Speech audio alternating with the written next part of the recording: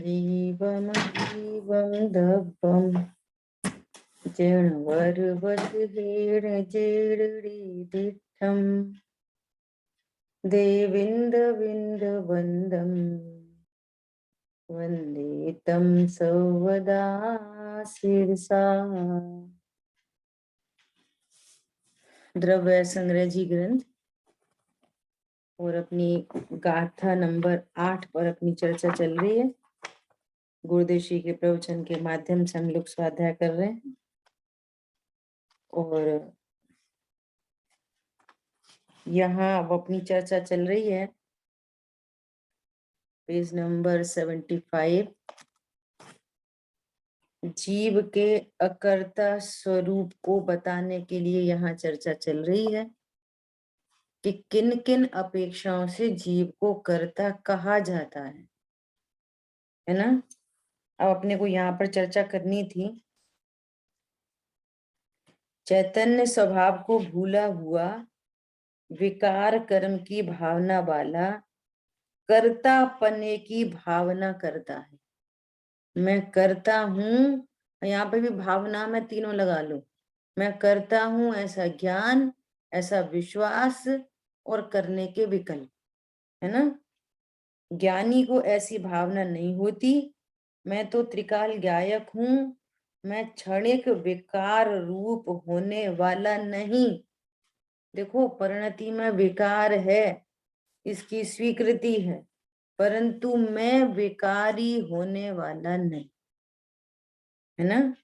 ऐसा ज्ञानी एक ज्ञानानंद की रुचि वाला है, अज्ञानी पर्याय की रुचि वाला। ये बहुत इंपॉर्टेंट बात है। धर्म के नाम पर भी तो अब क्या करें, फिर ऐसा करें, फिर ऐसा करें। अभी तो अपन ऐसे हैं, पर्याय में तो ऐसे हैं, है ना। ये पर्याय की रुचि वाला है, अर्थात त्रिकाली शुद्ध ज्ञाय की अरुचि वाला है, अंडरस्टूड है। जिसको पर्याय की रुचि है उसको द्रव्य स्वभाव की रुचि नहीं हो सकती। उसको विकार की मुख्यता और भावना रहती है। इससे अनुपचरित असद्भुत व्यवहार से ज्ञाना वर्णादि द्रव्य कर्मों का करता है। परिणति में रागादि की उत्पत्ति होती है और ये रागादि की उत्पत्ति ये द्रव्य कर्म के लिए निमित्त होती है। तो उस निमित्त के कारण कर्म बनते हैं, तो फिर इसको अनुपचरित असद्भुत व्यवहार ने से कर्म का कर्ता कहा जाता है। ठीक है। अब देखो, कर्माधिक नजदीक एक क्षेत्रावगाही संबंध रूप से है, इसलिए अनुपचरित। और प्रगट जुदे धन धामा वे दूर के हैं, उनका एक क्षेत्रावगा संबंध नहीं है, इसलिए वे उपचरित। ठीक है। आत्मा नहीं है, अर्थात आत्मा के द्रव्य गुण पर्याय में नहीं है, इसलिए असद्भूत। और निमित्त तथा भेद है, इसलिए व्यवहार। ये तीनों का अर्थ यहाँ पर आ गया। ज्ञानी को पूर्ण स्वभाव की सतत रुचि है। ज्ञानी को मतलब उस ज्ञान को जो अपने को एक रूप जानता है, हाँ, ऐसा ज्ञान। ज्ञान से अभेद करके पूरी वस्तु को ज्ञानी कहते हैं, है ना। इससे वह ज्ञान दर्शन वीर स्थिरता की अधिकता से वर्तने वाला होने से अनुपचरित असद्भुत व्यवहार से भी कर्मादि का कर्ता नहीं है। देखो, अज्ञानी के लिए क्या कहा कि अज्ञानी द्रव्य कर्म का कर्ता है, लेकिन ज्ञानी द्रव्य कर्म का कर्ता नहीं।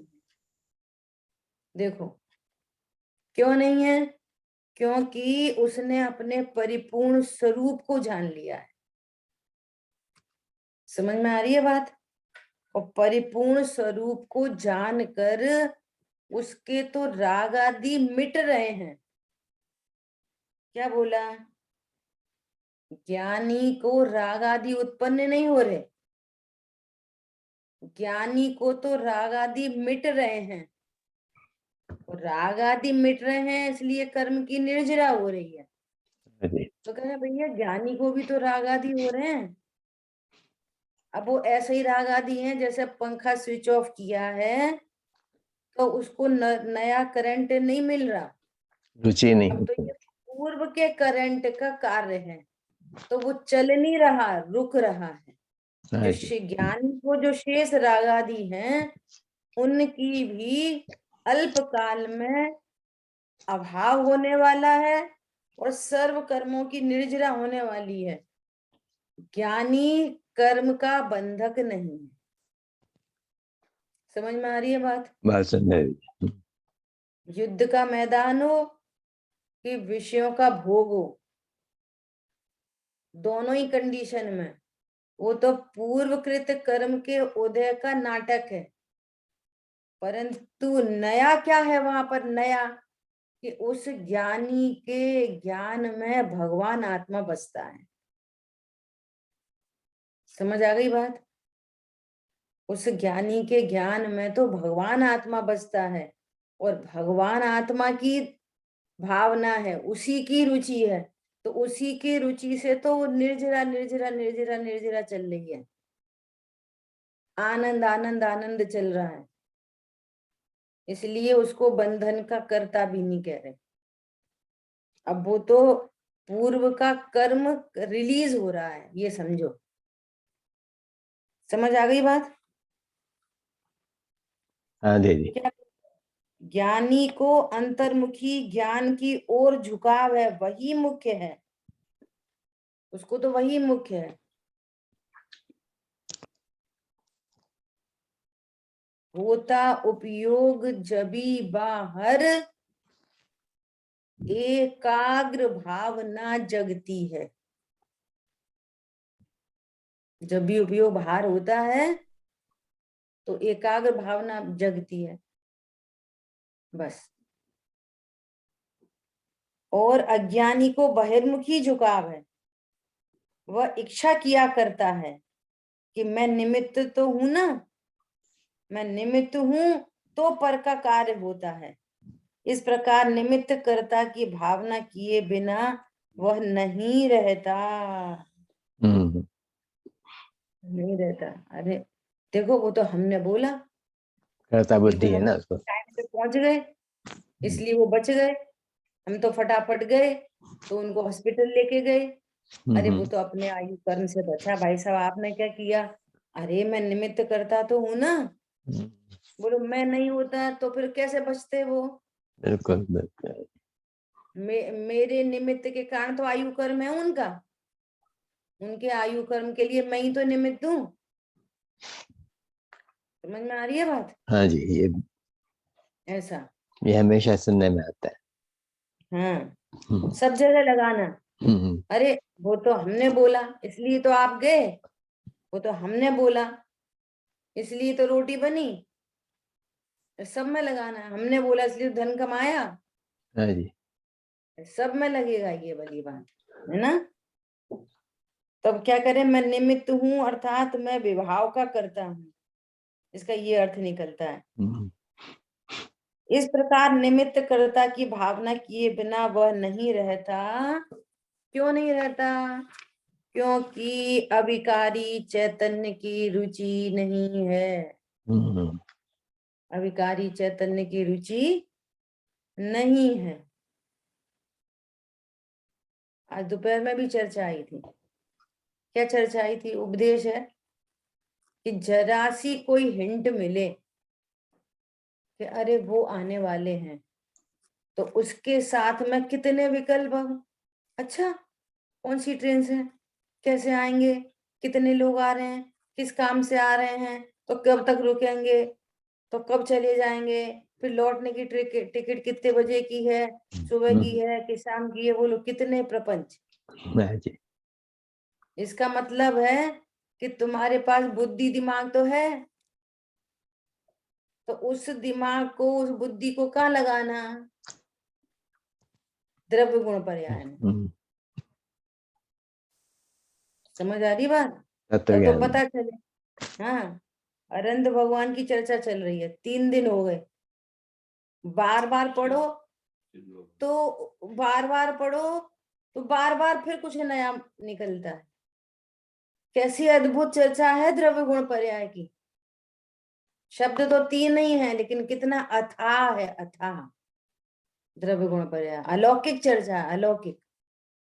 आप अपने ज्ञान को उधर लगाओ, कितना माल निकाल सकते हो निकालो। फालतू प्रपंचों में क्या क्या अर्थ क्या सिद्धि होती है, किस अर्थ की सिद्धि होती है?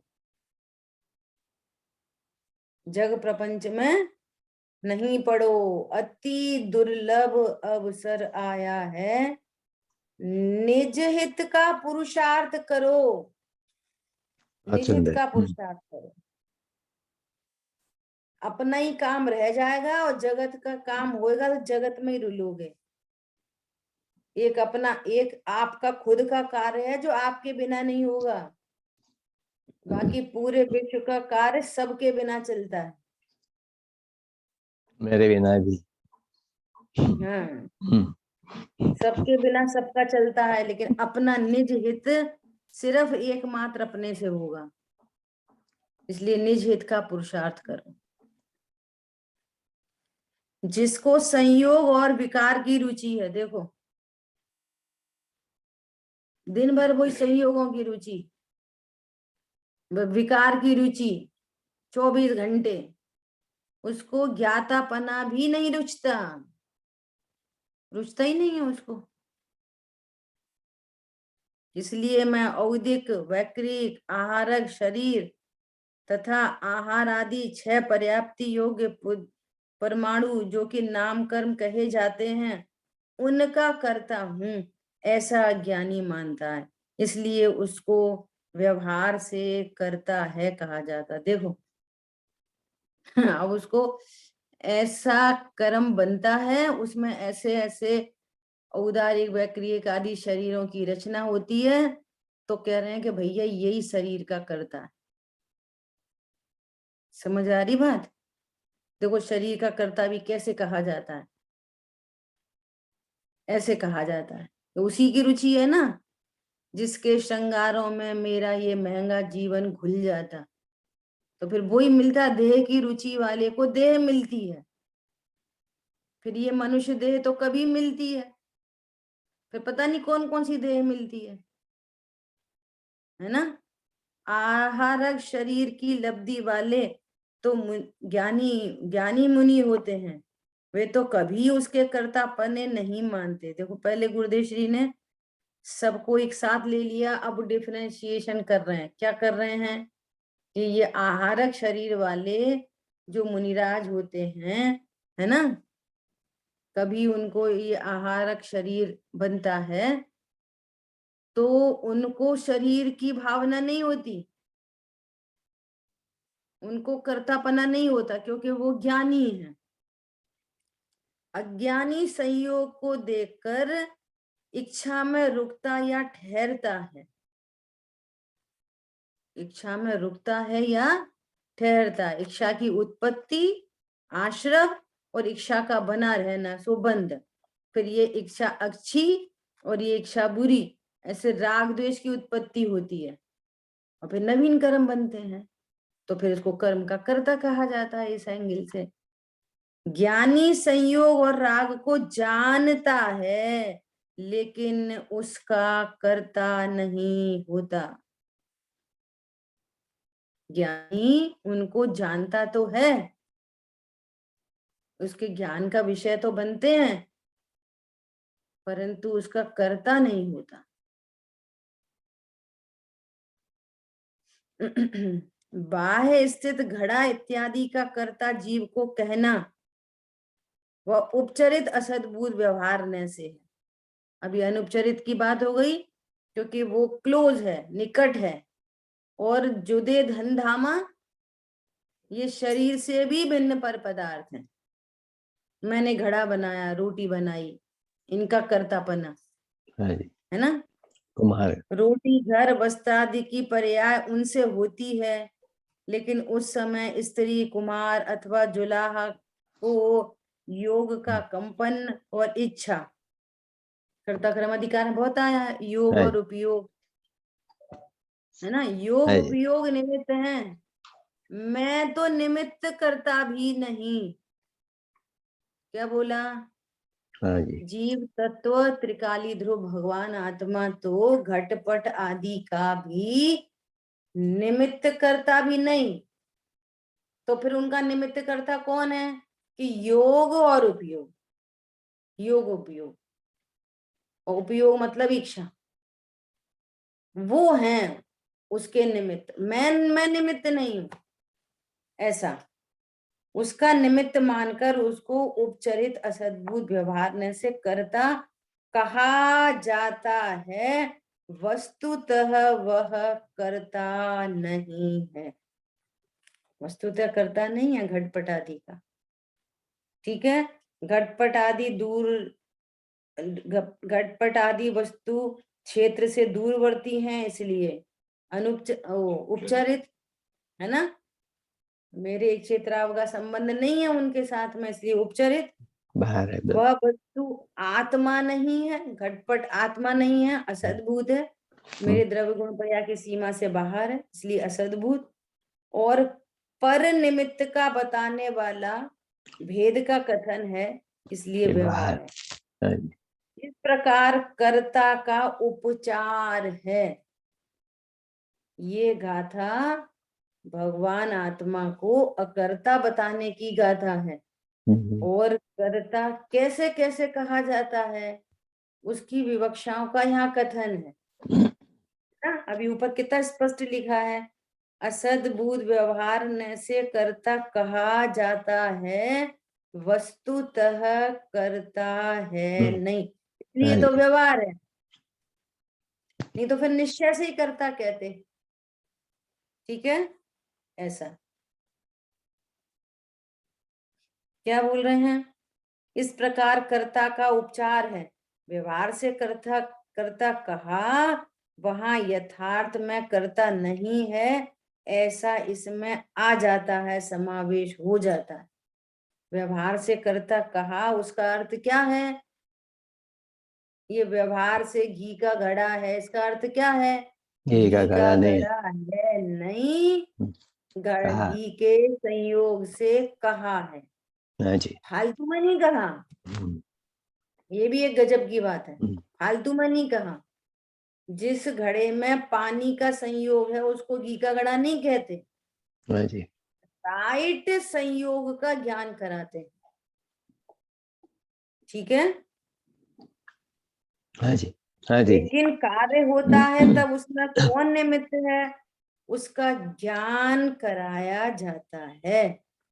आज दोपहर में चर्चा आई थी, एक अनियोग ऐसा बोल रहा है कि भाई पानी छान के पिया करो, और चरणाम योग। द्रव्यानुयोग कह रहा है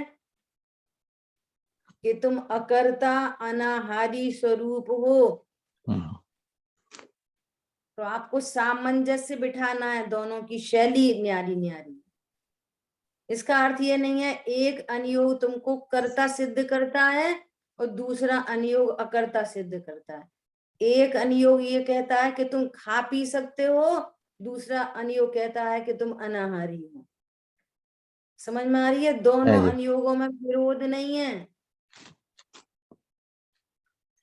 क्या बोला? हम्म, अनाहारी स्वरूप को कहा जाता है कि तुम शुद्ध भोजन किया करो। क्या बोला? हम्म, छान के पिया करो। तो पानी छानने की क्रिया, हाथ पैर की क्रिया मैं कर सकता हूं, ऐसा नहीं सिखा रहा चरणान योग। कौन समझ में आ रहा है? हाँ जी, वो शेष जो राग है ना, भगवान आत्मा तो भगवान आत्मा है, परम अकर्ता, राग परंतु से। अभी अभी अनंतानुबंधी अप्रत्यख्यान प्रत्यख्यान संजुलन संबंधी जो राग है ना, उस राग को है तो अनाहारी स्वरूप, और अनाहारी को जाना नहीं गया, इसलिए कर्म बंधन हुआ, और कर्म के उदय में भूख आदि के भाव उत्पन्न हो रहे हैं। तो अब ये जो राग भाव उत्पन्न हो रहा है, ये इच्छा उत्पन्न हो रही है, हाउ टू ट्रीट दिस,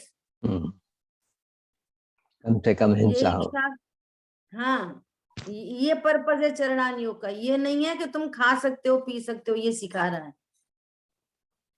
यदि उस जाति का राग है तो अनंत जीवों का घात न हो, ऐसा उपदेश है वहां पर। परंतु ये नहीं है कि तुम खा रहे हो, खा सकते हो, शुद्ध भोजन खा सकते हो, अशुद्ध नहीं खाना चाहिए। भाषा शैली यही आएगी। अकर्ता वस्तु को कर्ता नहीं बता रहे चरणान योग में, उसकी शैली है। समझ में आई बात? बहुत सुंदर। इसलिए लोग तत्व ज्ञान को परिणामों से आंकते हैं, तो ये बहुत बड़ी भूल हो जाती है। देखो क्या बोल रहे हैं। देखो कितना स्पष्ट लिखा है। लेकिन कार्य होता है तब उसमें कौन निमित्त है, उसका ज्ञान कराया है। कि यो घटपट आदि बन रहे हैं, इस बनने की क्रिया में कौन निमित्त है? निमित्त, निमित्त मतलब उससे नहीं बन रहा। उपादान घटपट का है, उपादान है मिट्टी का घड़ेरू परिणमन, उपादान है वो रुई का धागे का पटरू परिणमन, वो उसका उपादान है। अब इस उपादान में निमित्त कौन है?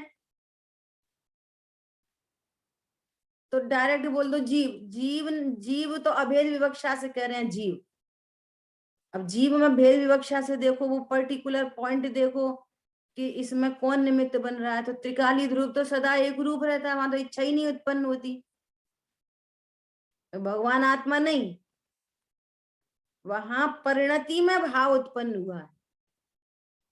और उस, सुनना बहुत ध्यान से, उस भाव का, उस भाव का आत्म प्रदेशों के परिस्पंदन में निमित्त नैमित्तिक संबंध है। जैसा भाव है वैसे आत्म प्रदेश हिलते हैं।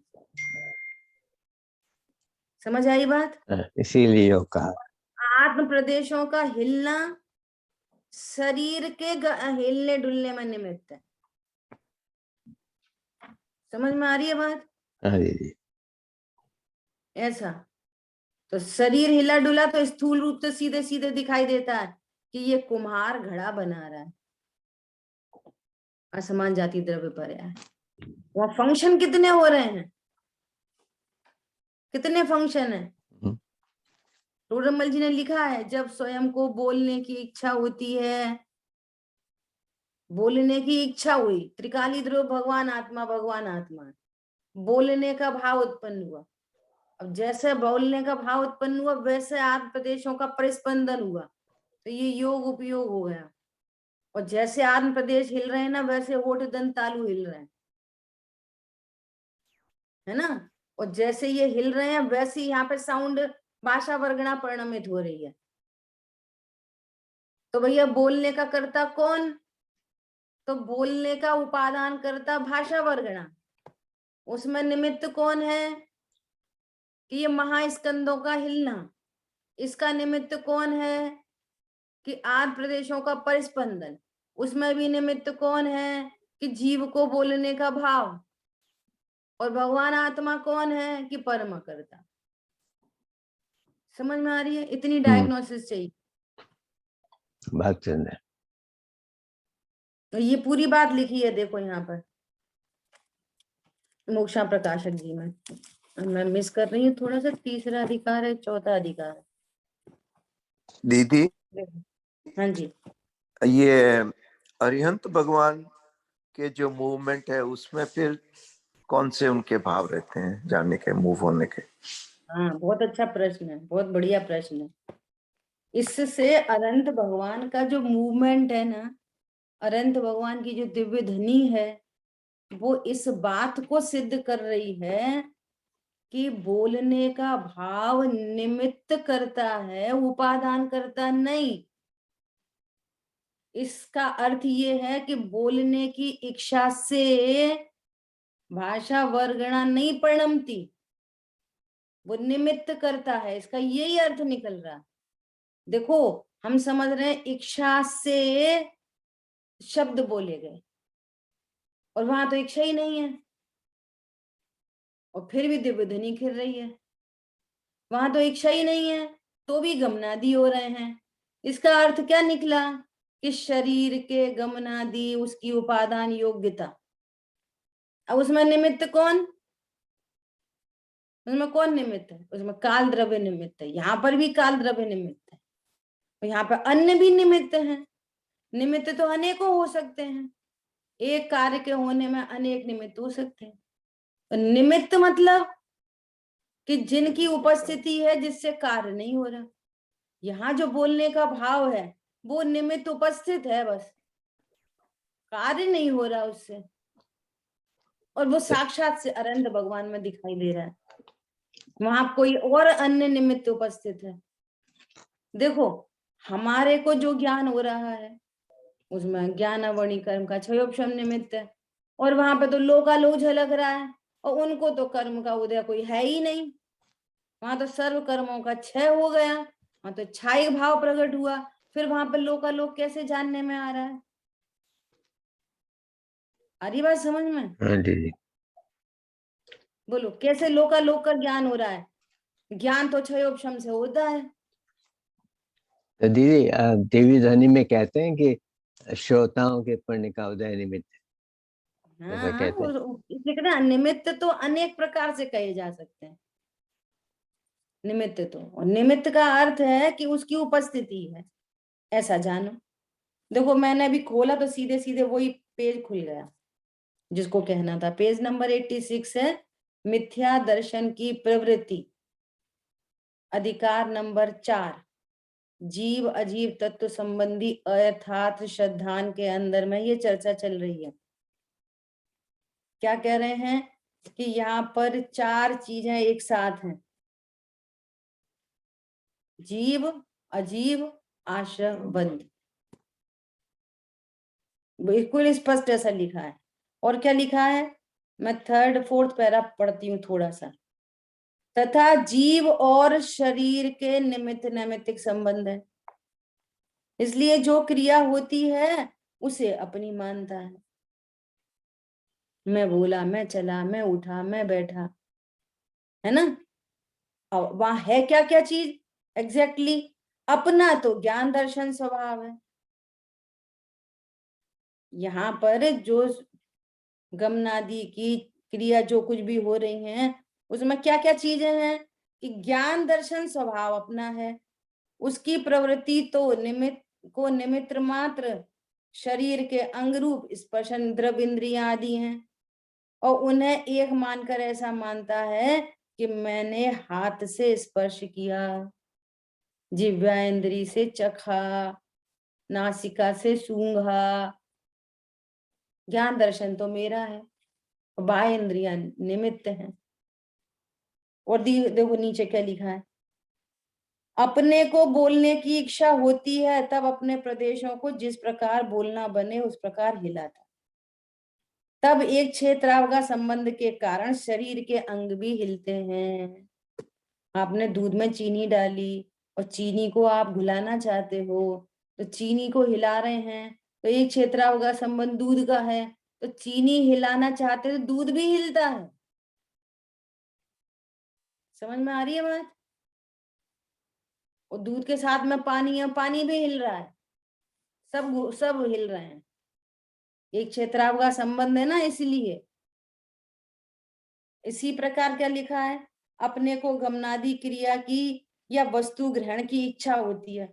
हमको इच्छा हुई कि मैं इसको उठाऊं, ऐसा भाव आया, ये उठाऊं, जिनवाणी उठाऊं, तो फिर कौन से प्रदेश हिलेंगे? जिनसे जिनवाणी उठाई जाती है। ऐसा ऑटोमेटिक सिस्टम लगा, इतना फास्ट मूवमेंट है कि वह ऐसा नहीं लगता कि पहले सोचो कि जिनवाणी किससे उठाई जाती है, हाथ से कि पैर से। अभी वो होगा, क्या नाम है, कुछ चिड़िया है, चिड़िया किससे उठाएगी? चोंच से। कि दाना उठाएगी किससे? चोंच से, है ना। मनुष्य गति का जीव होगा वो ऐसा हाथ से उठाएगा, वो जानवर होंगे वो पैर से उठाएंगे। जिसको जिससे पता है, और ये सब वो बंधन की कथा का अनादि से परिचय है, अनादि से परिचय इन चीजों का। क्या बोल रहे हैं? अपने को गमनादि क्रिया की या वस्तु ग्रहण की इच्छा होती है तो अपने प्रदेशों को जैसे कार्य बने वैसे हिलाता है। डोसा बनना हो ना तो स्पून से ऐसे लेके ऐसे घुमाता है, और रोटी बननी हो तो ऐसे हिलाता है। समझ में आ रही है बात?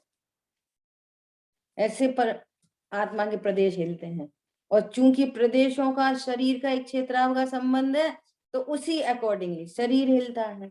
हाँ जी। तो ये क्या समझता है? मैंने रोटी बनाई, मैंने घट बनाया, मैंने पट बनाया, और बहुत सारी चीजें यहाँ पे लिखी हैं, को पढ़ना चाहिए। ठीक है। ठीक है दीदी।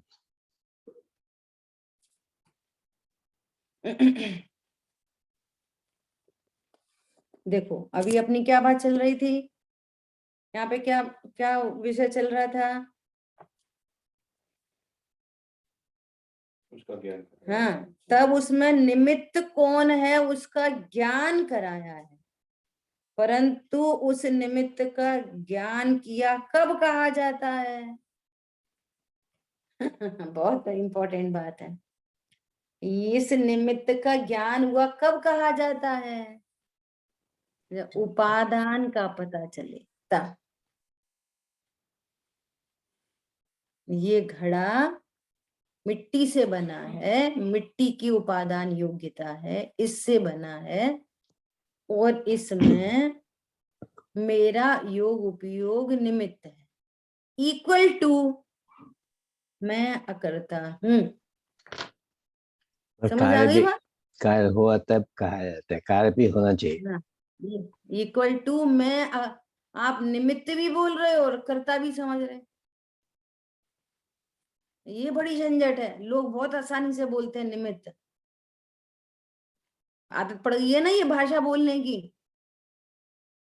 ऐसे बोलते भैया वो तो औदिक भाव है, भैया उनके औदिक भाव बहुत खराब है। औदिक भाव खराब है इक्वल टू वो भगवान आत्मा है, फिर आपको उसके प्रति द्वेष नहीं आना चाहिए। औदिक भाव कई अर्थ है कि भगवान आत्मा से भिन्न।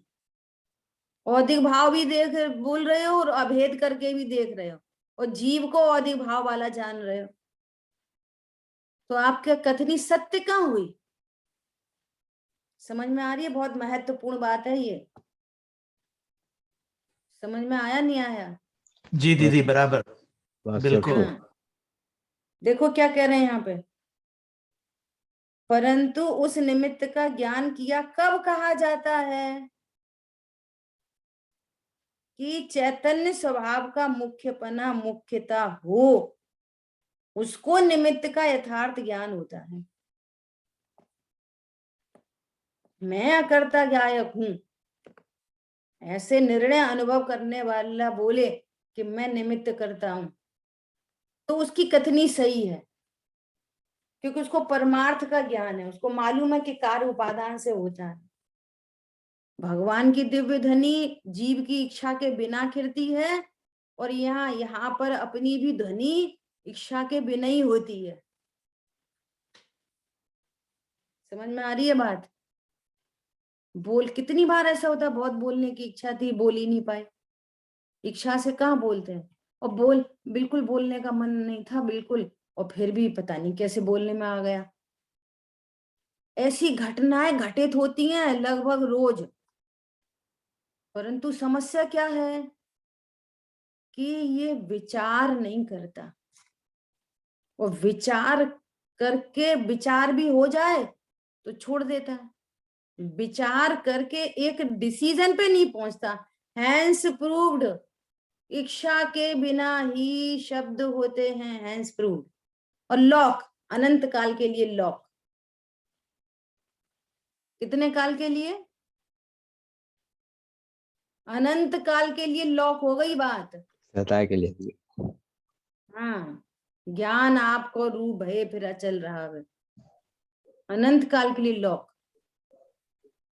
ये जो निर्णय है वो अनंत काल के लिए लॉक हो जाता है, इसका नाम डिसीजन है।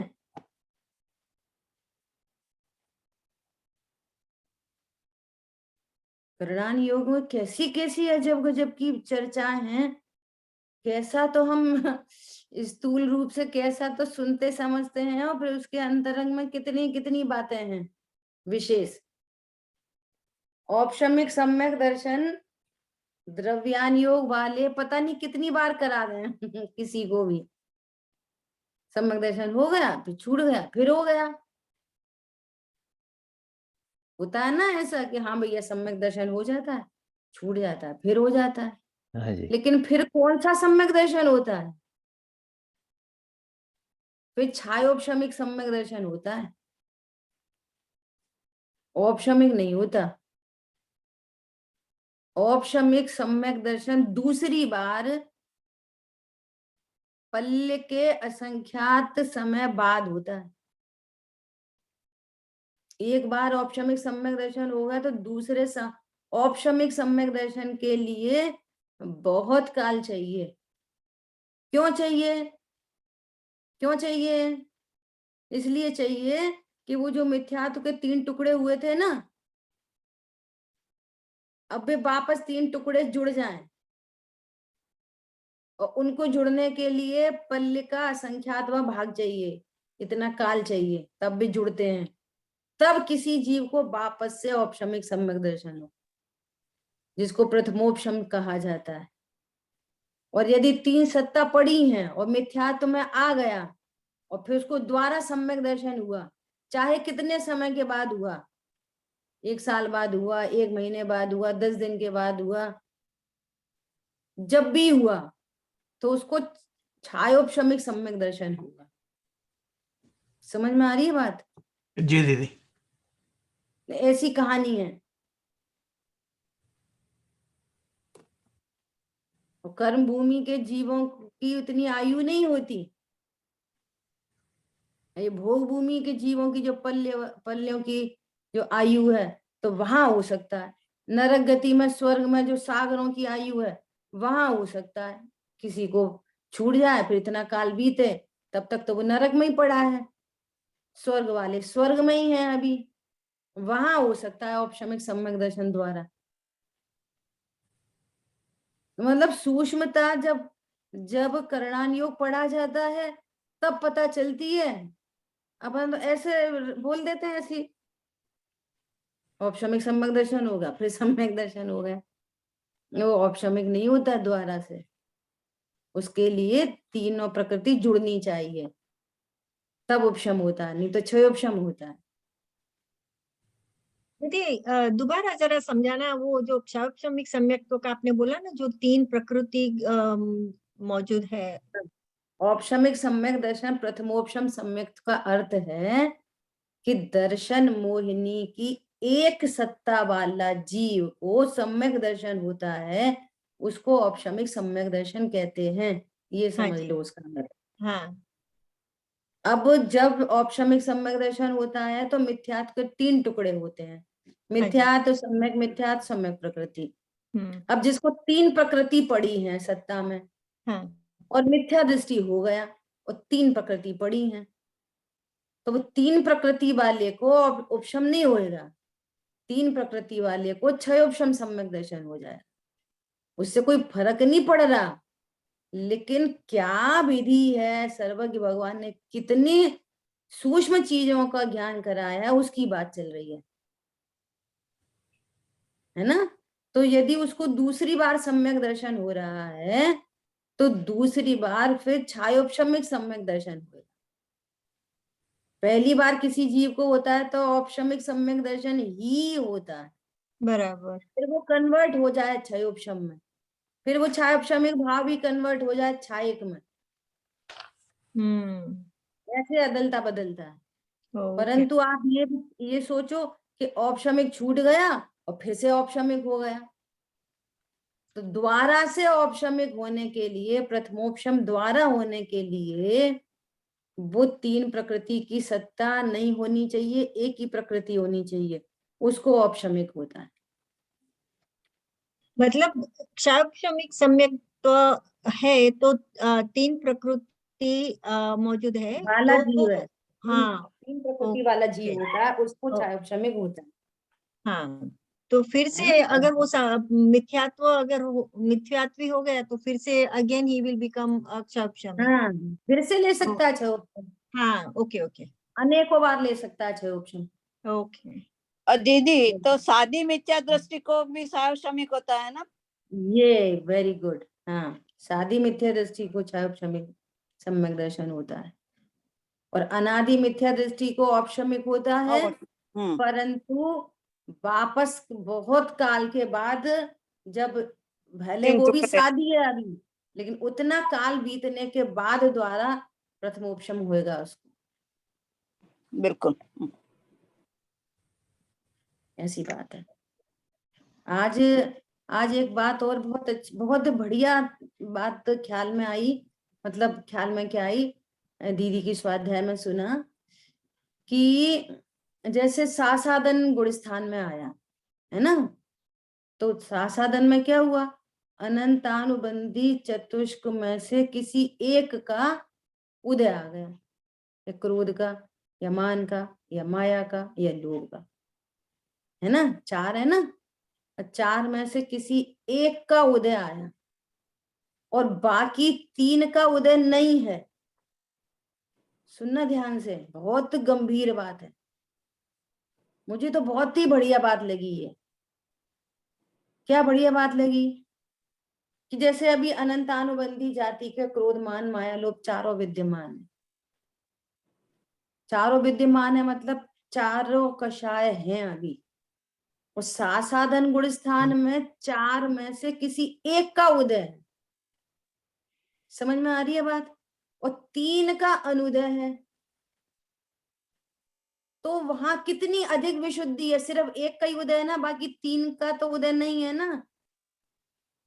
भले ही कषाय का उदय आ गया लोग, तो भी तीन संबंधी विशुद्धि दूसरे गुण स्थान में भी है, और दूसरे गुण स्थान वाला जीव यदि मरण को प्राप्त हो जाए तो तीन विशुद्धि लेकर, मान लिया क्रोध का उदय आ गया, तो मान माया लोभ ये तो नहीं है ना, इतनी विशुद्धि तो है ना, तो ऐसा जीव मर के नरक नहीं जाता। कैसी प्राकृतिक व्यवस्था है, आप विचार करो, और उसका लॉजिक है,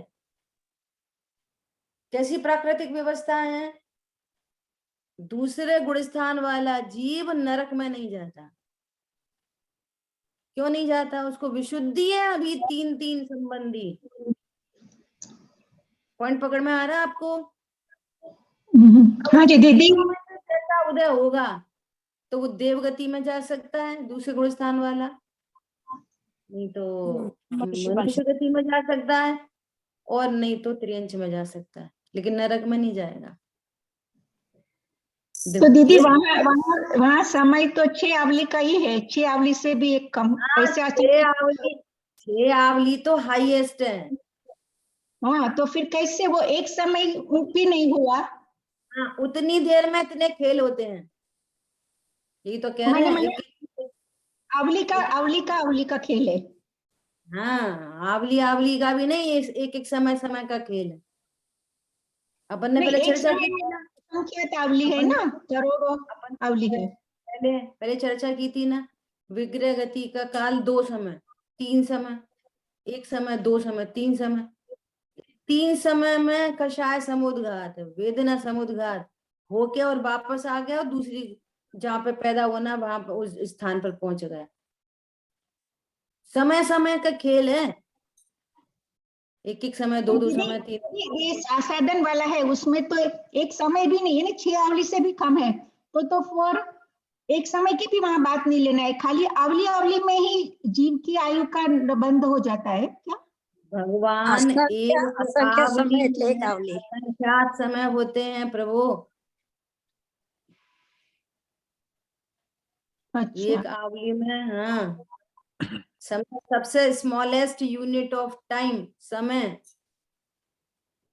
और अच्छा, कुछ हाँ, की एक आवली होती है और एक आवली प्लस एक समय इक्वल टू स्मॉलेस्ट अंतर्मूर्त होता है। क्या बोला? एक आवली प्लस एक प्लस समय स्मॉलेस्ट अंतर्मूर्त हाँ, और बराबर। हाईएस्ट अंतर्मूर्त 48 के अंदर 40 अंदर 47 मिनट्स वाले, हाँ। और कुछ सेकंड समथिंग ऐसा है। ठीक है, लेकिन तो दीदी समय वहां तो पारिणामिक भाव है ना, सेकंड में साधन में तो। पारिणामिक भाव मिथ्यात्व संबंधी पारिणामिक भाव। हाँ, अनंतानुबंधी उदय है। हाँ, वहाँ अनंतानुबंधी में एक का उदय आ गया। ठीक है, अपन ने करणान योग की चर्चा कर ली थोड़ी सी, है ना। समय भी अपना हो गया है। अपने को चर्चा क्या करनी थी कि कैसा यथार्थ ज्ञान कराने के लिए निमित्त का ज्ञान कराया है, परंतु आप निमित्त शब्द बोल रहे हो, इसका अर्थ है कि आपको चैतन्य स्वभाव अकर्ता है इसका ज्ञान है, तब आपका वो निमित्त कहना यथार्थ है। ये यहाँ पे मुख्यता से गुरुदेव श्री ने इसको याद कराया है। बात है। ठीक है, हाँ जी। हाँ, सेम चर्चा अपन करेंगे, क्योंकि आप निमित्त भी बोलते जाओ और कर्ता भी जानो तो आपका निमित्त कहना मिथ्यात्व है। समझ आई बात? हाँ जी। निमित्त कहना क्या है? मिथ्यात्व है। वो व्यवहार नए नहीं है, वो ये समझना। ठीक है, जिन वाणी के ज्ञान से सूझे लोकालो, सो वाणी मस्तक नम सदा देत हूँ दो। बोलिए द्वारशांगमयी जिनवाणी माता की जय हो। जय हो। जय जिनेन्द्र सभी को। जय जिनेन्द्र। जय जिनेन्द्र। जय जिनेन्द्र।